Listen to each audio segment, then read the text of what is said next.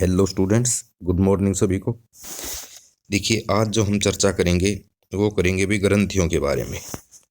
आज का जो टॉपिक है हमारा ग्रंथियों का टॉपिक है। ग्रंथियां तीन प्रकार की होती हैं। एक तो बाह्य स्रावी ग्रंथियां, एक्सटर्नल सीक्रेशन ग्लैंड्स, और एक अंतःस्रावी ग्रंथियां, इंटरनल सीक्रेशन ग्लैंड्स, और एक मिक्सचर ग्लैंड्स होती हैं भाई, अंत्य और बाह्य स्रावी ग्रंथियां। आज के टॉपिक में हम ग्रंथियां करेंगे अंतःस्रावी ग्रंथि तंत्र। जो आंतरिक स्त्रावण करती हैं उन ग्रंथियों के बारे में हम आज चर्चा करेंगे। तो देखिए, ग्लैंड ग्लैंड क्या होता है। एक ग्रंथि हमारे शरीर में उत्तक अंग कोशिका का वह समूह होती है जो शरीर में रासायनिक पदार्थों जैसे रस, हार्मोन, एंजाइम का स्त्रावण करती है। क्या कहता है, एक ग्रंथि हमारे शरीर में उत्तक अंग कोशिका का वह समूह होती है जो शरीर में रासायनिक पदार्थ जैसे रस, हार्मोन्स तथा एंजाइम का स्त्रावण करती है। ये होती है ग्लैंड्स। अब देखें, रासायनिक पदार्थ कौन कौन से होते हैं। एक तो होता है भी रासायनिक पदार्थ आपका रस, जूस। एक होते हैं एंजाइम और एक होते हैं हार्मोन्स। तो रस और एंजाइम पाचन में सहायता करते हैं, और जबकि हार्मोन्स जो है वो जैविक क्रियाओं में का संतुलन बनाए रखते हैं। हार्मोन्स जैविक क्रियाओं का संतुलन बनाए रखते हैं, और वही आपका रस और एंजाइम पाचन में सहायता करते हैं। हार्मोन्स जैविक क्रियाओं का संतुलन बनाने में हमारी सहायता करते हैं। नेक्स्ट, कोई भी जो रस तथा एंजाइम का निर्माण करती है, यहाँ देखें भाई, कोई भी ग्रंथि जो रस तथा हार्मोन का निर्माण करती है उन्हें बहिस्रावी ग्रंथि कहते हैं। एक्सटर्नल सीक्रेशन ग्लैंड्स कहा जाता है। कोई भी ग्रंथि जो हार्मोन्स का निर्माण करती है उन्हें अंतःस्रावी ग्रंथि कहा जाता है। कोई भी ग्रंथि जो रस, हार्मोन, एंजाइम तीनों का स्त्रावण करती है उन्हें मिश्रित ग्रंथि कहा जाता है, और इसका उदाहरण है पैंक्रियाज या अग्नाशय। पैंक्रियाज या अग्नाशय इंटरनल और एक्सटर्नल सीक्रेशन ग्लैंड्स है। हम चर्चा करें एक्सोक्राइन ग्लैंड्स या एक्सटर्नल सीक्रेशन ग्लैंड्स की। तो इसमें देखें बहिस्रावी ग्रंथियां। बहिस्रावी ग्रंथियां, एक्सोक्राइन ग्लैंड्स या बहिस्रावी ग्रंथियां, रस तथा एंजाइम का निर्माण करने वाली ग्रंथियां, वाहिनी ग्रंथियां या डक्ट ग्लैंड्स। उदाहरण आंसू, इनको वाहिनी ग्रंथियां भी कहते हैं, डक्ट ग्लैंड्स भी कहते हैं, रस तथा एंजाइम का निर्माण करने वाली ग्रंथियां भी कहते हैं। जैसे आंसू लैक्मीरल ग्लैंड से निकलते हैं। आंसू आंखों में स्थित होती है, यह इससे आंखों में आंसू निकलते हैं।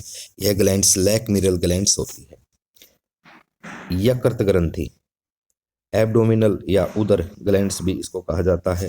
यकृत ग्रंथि भी एक एक्सोक्राइन ग्रंथि का ही उदाहरण है। सतन ग्रंथि, मेमरी ग्लैंड्स, यह केवल महिलाओं में पाई जाती है। दुग्ध स्त्रावण में सहायता करती है।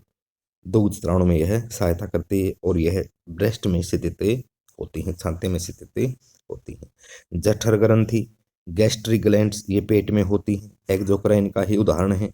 इसके बाद में लार ग्रंथि, लार ग्रंथि, लार ग्रंथि स्लेवरी ग्लैंड्स, ये मुख या मुख गुहा में स्थित होती हैं। पसीना ग्रंथि, स्वीटिंग ग्रंथि भी इनको बोलते हैं, स्वीटिंग ग्लैंड्स भी बोलते हैं, त्वचा में स्थित होती हैं।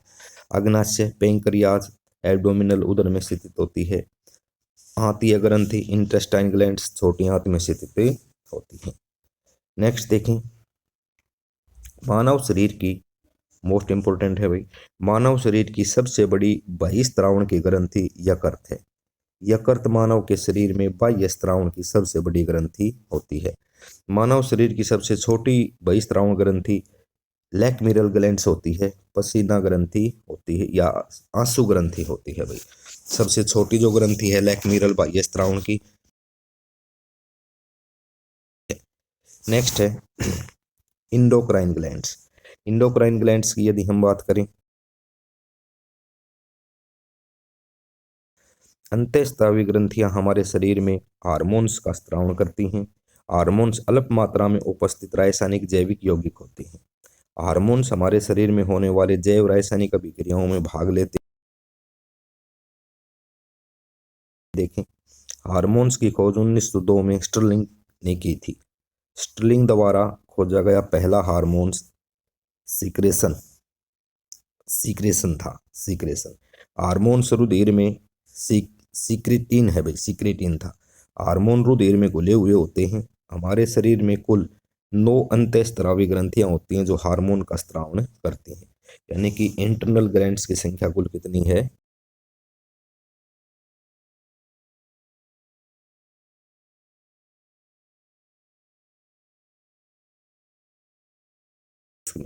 ये आपका मस्तिष्क में हाइपोथैलेमस एक प्रकार की ग्लैंड्स है। दूसरा आपका मस्तिष्क में स्थित होती है। फिर पीनियल बॉडी ग्लैंड्स, यह भी मस्तिष्क में स्थित होती है। पिट्यूटरी ग्लैंड्स, यह भी मस्तिष्क में, पीयूष ग्रंथि भी कहती है, यह भी मस्तिष्क में होती है। Thyroid glands, parathyroid glands, thalamus ग्रंथियां, इसके अग्नाशय ग्रंथि या पेंक्रियाज, एड्रिनल ग्लैंड्स गुर्दों के ऊपर होती हैं। पुरुष में वर्षण ग्रंथियां होती हैं, महिलाओं में अंडाणु ग्रंथियां होती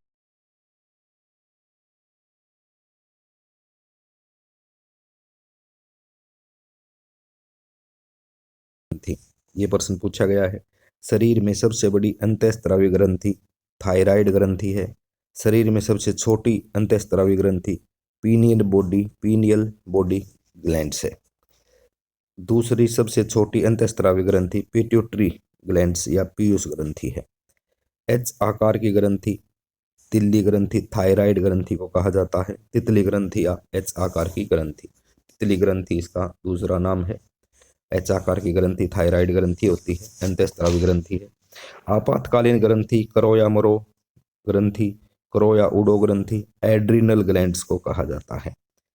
3F ग्लैंड्स या 4S ग्लैंड्स भी इसको कहा जाता है। नेक्स्ट थर्मामीटर, थर्मामीटर थर्मामीटर ग्रंथि, ताप नियंत्रक ग्रंथि, सुपरमास्टर ग्रंथि हाइपोथैलेमस को कहा जाता है। इसको सुपरमास्टर ग्रंथि कहा जाता है। जो आपकी मास्टर ग्रंथि है वो पीयूष ग्रंथि या पिट्यूटरी ग्लैंड से, और यह ग्रंथि पीयूष या पिट्यूटरी को भी कंट्रोल करती है, तो हाइपोथैलेमस या इसको सुपरमास्टर ग्रंथि कहा जाता है। शरीर की मास्टर ग्रंथि पिट्यूटरी पिट्यूटरी ग्लैंड्स या पीयूष ग्रंथि है। वह ग्रंथि जिसका आकार उम्र के साथ घटता है वो थायमस ग्लैंड्स है भाई, थायमस ग्लैंड्स है जिसका आकार उम्र के साथ में घटता है। थायराइड ग्लैंड्स या आउटो ग्रंथि, आउटो ग्रंथि देखें, यह मानव शरीर की सबसे बड़ी अंतःस्रावी ग्रंथि है। थायराइड ग्रंथि का वजन 300 से 400 ग्राम होता है। थायराइड ग्रंथि का स्थान गले में स्थित होती है। थायराइड ग्रंथि का आकार अंग्रेजी के अक्षर एच के जैसा है, अंग्रेजी के अक्षर एच के जैसा इसका आकार है। लिरिक्स, मानव का सौर तंत्र को लिरिक्स कहा जाता है, लिरिक्स सौर तंत्र।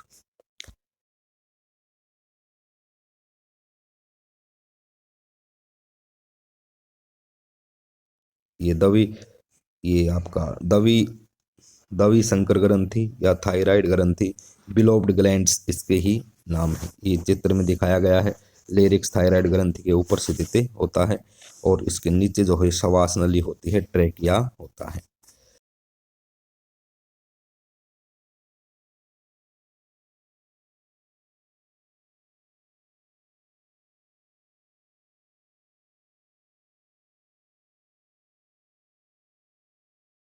में थायराइड को कोशिकाएं, ये थायरोग्लोबिन प्रोटीन से इनका निर्माण होता है। प्रोटीन का निर्माण एमिनो अम्लों से होता है, थायरोसिन एमिनो एसिड के द्वारा। और है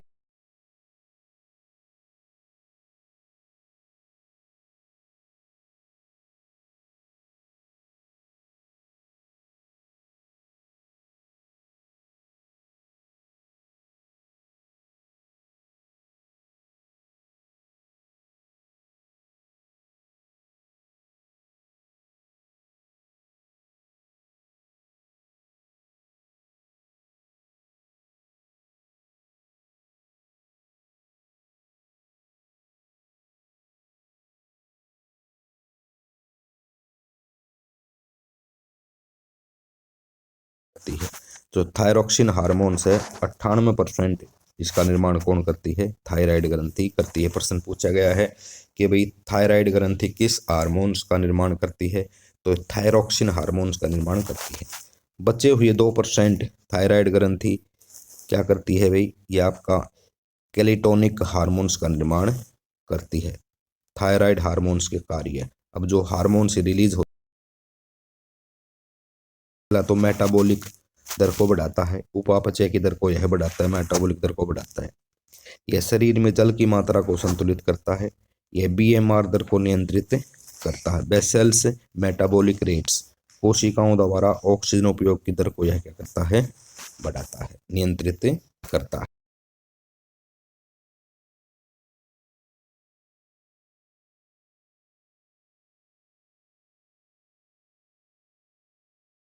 रुधिर हार्मोन्स है।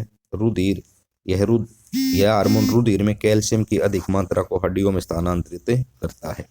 कैल्शियम यकृत भाग, नाखून, बाल,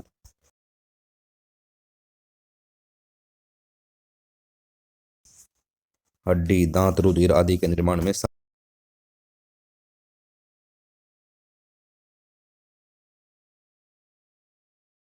बीमारियां देखिए, थायराइड हार्मोन्स की कमी से होने वाली बीमारियां, हाइपोथिस, यदि कमी इनमें होगी तो बच्चों में होने वाली दिमाग की कमजोरी इसी के कारण से होती है। इसकी कमी के कारण से इसका गाइटर की बीमारी भी इसी से संबंधित है। थायराइड हार्मोन्स की अधिकता से ग्रेव डिजीज, उच्च रक्तचाप होता है, आंखों की पुतलियां,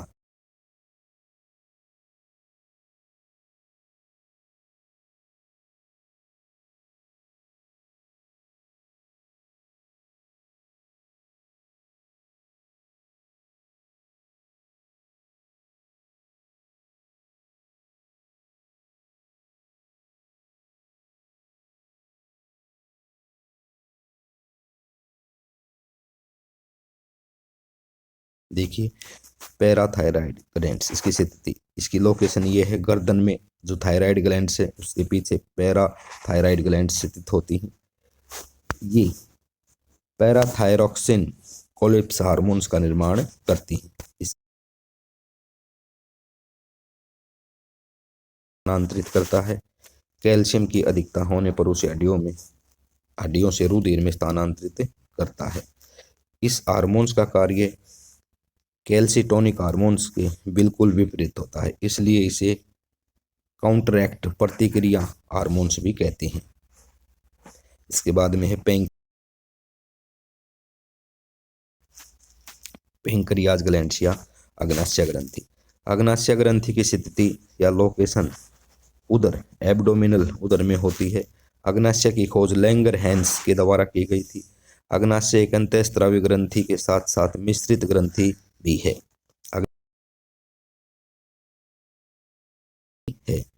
क्योंकि यह अग्नाशय रस, एंजाइम और हार्मोन्स का स्त्रावण करती है।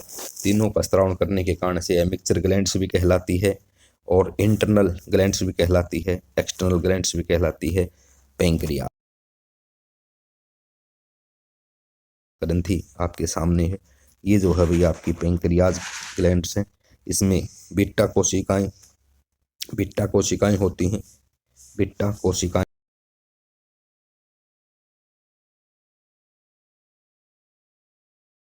कुल अग्नाशय का 2% हिस्सा होती है और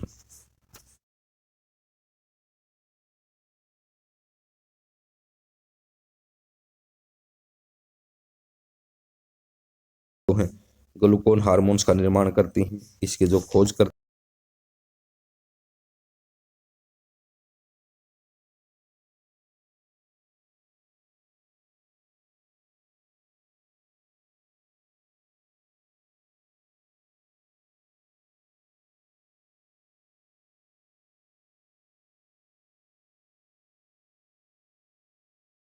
हैं इंसुलिन हार्मोन्स, बीटा कोशिकाएं क्या रिलीज करती हैं? इंसुलिन हार्मोन से रिलीज करती हैं। बैक्टीन एंड बेस्ट इसकी खोज करता है। जिंक खनिज इंसुलिन के निर्माण में सहायता करता है। इंसुलिन अतिरिक्त रुधिर शर्करा को ग्लाइकोजन के फॉर्म में स्थानांतरित करके यकृत में भेजता है। यकृत तथा वस्य ऊतकों में संग्रहित भोजन का प्रकार है।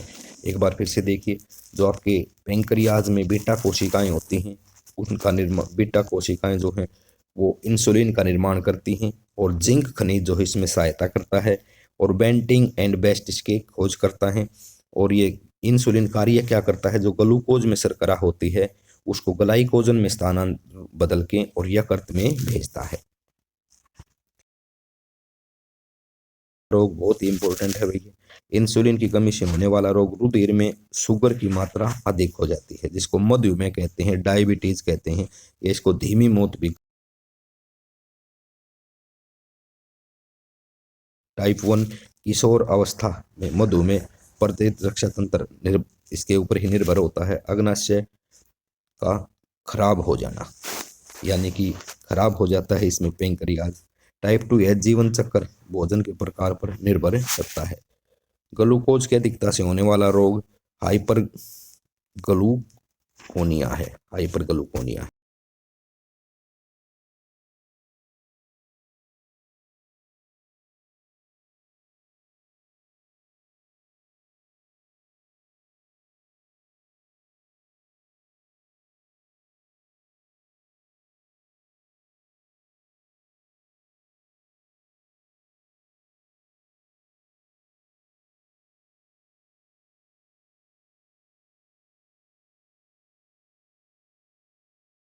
देखिए क्या होती है स्थिति, लोकेशन छाती के दिल के आसपास होती है। थाइमस ग्लैंड्स 26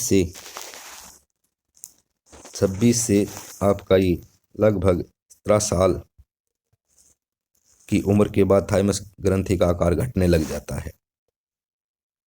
26 प्लस होने के बाद में इसका आकार क्या होने लग जाता है भाई, 26 27 साल के बाद में घटने लग जाता है। थाइमस ग्लैंड्स थायरोक्सिन हार्मोन्स का उत्सर्जन, थाइमोसिन हार्मोन्स का उत्सर्जन करती है। ये प्रतिरक्षा तंत्र को बढ़ाती हैं।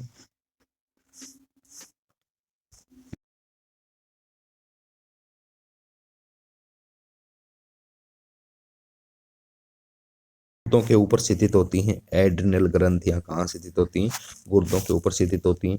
इनकी लोकेशन या स्थिति किडनी के ऊपर होती है। इनकी जो संख्या है वो एक जोड़ी होती है, एक।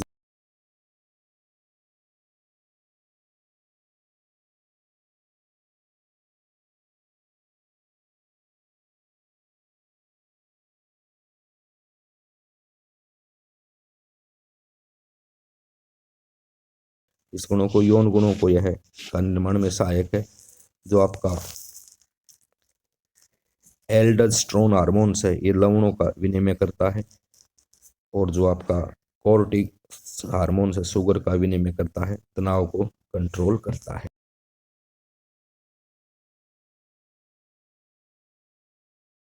मेडुला इस आपका कालीन हार्मोन्स या 3F हार्मोन्स भी कहा जाता है। फेयर, फाइट और फ्लाइट, डर, लड़ना और भागना, ये हार्मोन्स का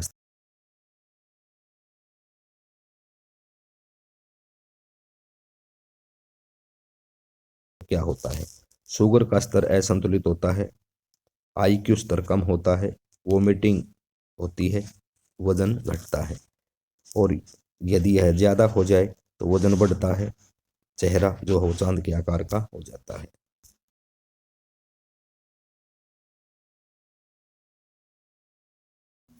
यह सबसे छोटी अंतःस्रावी ग्रंथि होती है। कहाँ पर स्थित होती है, मस्तिष्क में होती है। पीनियल ग्लैंड से मेलाटोनिक हार्मोन्स का स्राव करती है, और इसको रात्रि का हार्मोन्स भी कहा जाता है। मेलाटोनिक हार्मोन्स को रात्रि का हार्मोन्स भी कहा। सोने तथा जागने की प्रतिक्रिया में सहायता करता है। यह नर्वस की रिकवरी में सहायता करता है। यह मेलेनिन वर्णक की मात्रा उदासीनीकरण करने में सहायता करता है। त्वचा के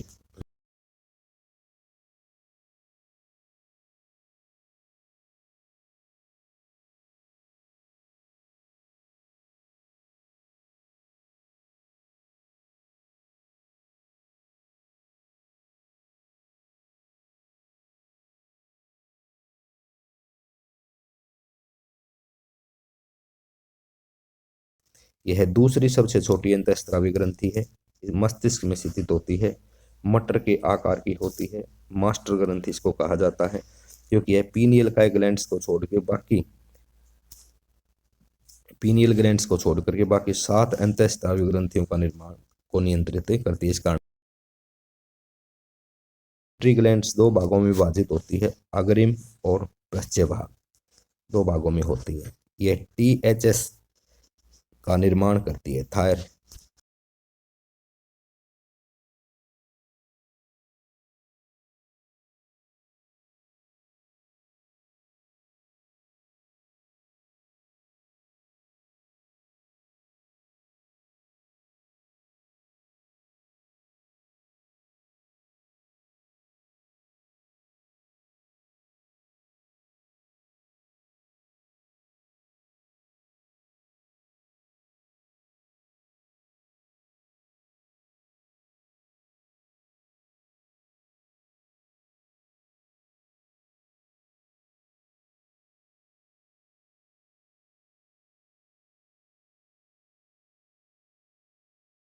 में सहायता करता है।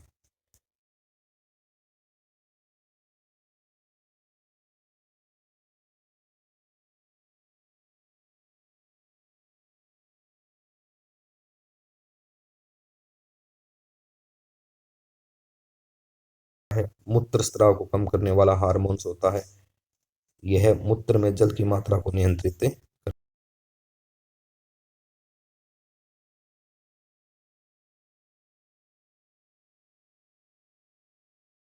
ग्रंथि होती है, सुपर मास्टर ग्रंथि होती है।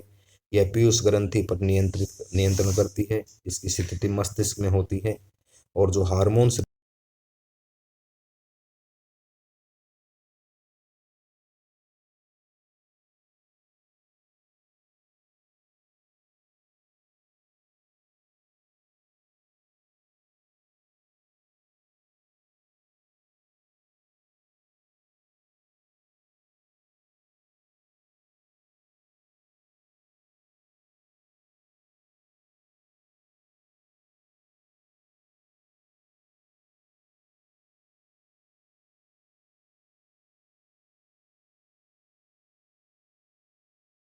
यहाँ से प्रश्न बनता है, टेस्टोस्टेरोन हार्मोन्स पुरुषों में होता है, पुरुष प्रजनन अंगों की वृद्धि में सहायक है, शुक्राणु के निर्माण में सहायक है, पुरुष में होने वाले एहसास दिलाने वाले हार्मोन्स को इसी को कहते हैं।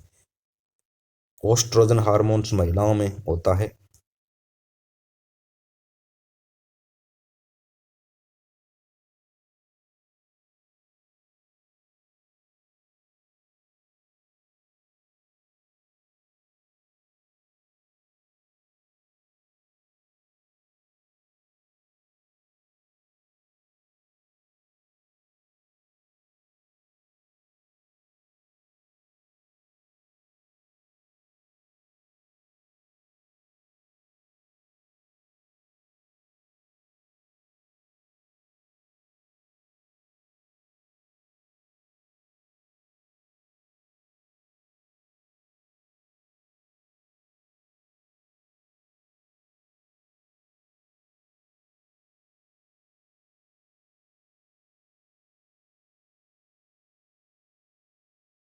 होती है मैंने आपको बताया।